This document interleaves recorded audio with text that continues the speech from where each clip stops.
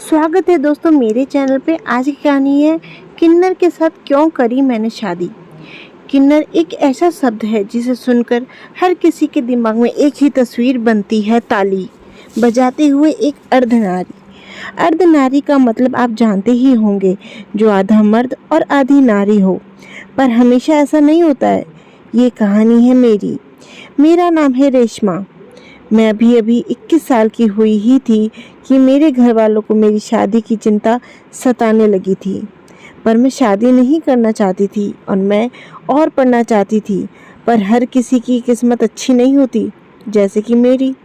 घर वालों ने मेरा रिश्ता करने के लिए चारों तरफ हाथ पैर मारना शुरू कर दिया और आखिर मेरा रिश्ता हो ही गया। मैंने लड़के को देखा भी नहीं और मेरा रोका कर दिया गया। मेरे घर वालों ने फिर क्या, सब शादी की तैयारी में लग गए। पर मुझे तो लड़के से बात करनी थी। जैसे तैसे मैंने लड़के का फ़ोन नंबर ढूंढ निकाला।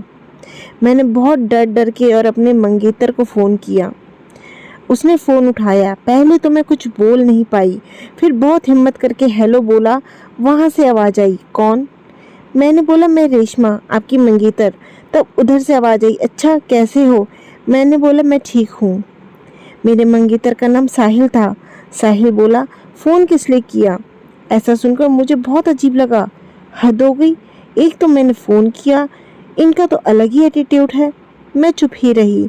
साहिल ने कहा कि मैं बिज़ी हूँ और बाद में बात करूँगा। तो मैंने भी कुछ नहीं बोला और फ़ोन काट दिया। मुझे गुस्सा तो बहुत आया। कैसा आदमी है? उसकी मंगेतर ने उसको फ़ोन किया और उसको बात करने का कोई मतलब ही नहीं है। पर कोई कोई होता है ऐसा आदमी जो ज़्यादा बात करना पसंद नहीं करता। मैंने कई बार फ़ोन करने की कोशिश करी पर वो बात नहीं करता था। ऐसे करते करते शादी का दिन नज़दीक आ गया और मुझे भी बहुत एक्साइटमेंट हो रही थी मैं अपनी पहली रात के लिए, क्योंकि मेरी सहेलियों की शादी हो चुकी थी। तो वो बहुत कुछ बताती थी। उनकी बातें सुनकर मेरा मन भी बहुत मचलता था, रोंगटे खड़े हो जाते थे। पर अपने मन को समझा देती थी। शादी का दिन आ गया जब मैंने पहली बार उन्हें देखा। देखने में बहुत सुंदर थे। साहिल की बड़ी बड़ी आंखें, सुडौल शरीर, पर चेहरे पर सिकन थी। लग रहा था जैसे कि वो खुश नहीं है। शादी के बाद मैंने पहली बार ससुराल में कदम रखा तो मेरी सास और ननद ने बहुत खुशी खुशी मेरा स्वागत किया। हमारी सारी रस्में अच्छे से हो गई। मेरी बड़ी ननद मेरे मज़े ले रही थी कि पहली रात कैसे मनाओगी। मैं शर्मा जाती, पर कहीं ना कहीं मुझे अंदर से गुदगुदी सी महसूस होती। तब मेरी ननद 2 गिलास दूध लेकर आई और मुझे देकर बोली, अब एंजॉय करो। मैं चली। तभी मैं गिलास लेकर अपने रूम में साहिल जी के पास गई। पर ये क्या, हमारी पहली रात और ये? मैं एकदम शॉक्ड हो गई। साहिल जी पहले ही सो चुके थे। मुझे बहुत गुस्सा आया कि मुझसे आज भी बात नहीं करी और कुछ भी नहीं। पर मैं क्या करती, मुझे उस दिन बिल्कुल नींद नहीं आई, मैं सो नहीं पाई।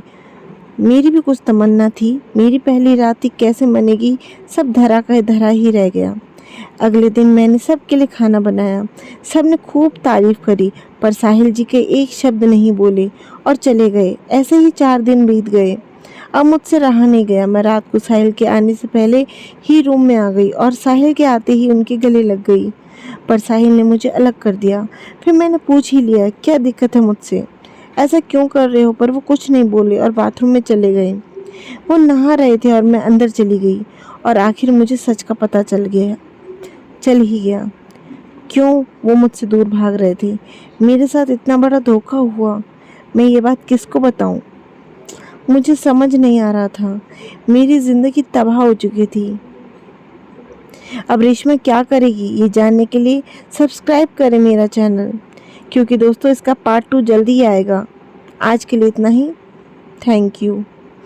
अगर कहानी अच्छी लगी हो तो लाइक ज़रूर करें और कमेंट करके बताएं आपको कैसी कहानी देखना पसंद है।